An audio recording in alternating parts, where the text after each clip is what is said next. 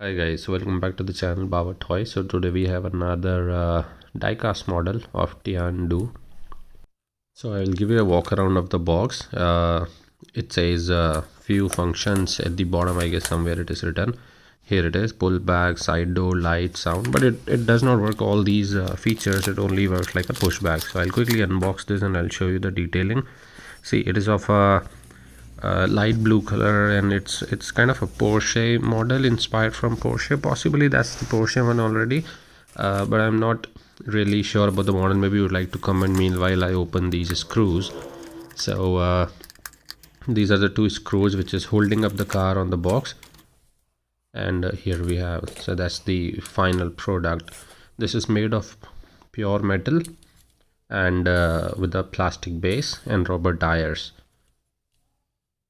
See, it has a, I'll show the walk around of this vehicle, and then it has a seats as well within inside of red color. It is almost of my palm size. It has a detailing at the bottom as well. So let's put it on the floor and test how does it work. It has a good speed. You can definitely use it on the floor on a bigger playground as well. When you push it back, it moves so fast. And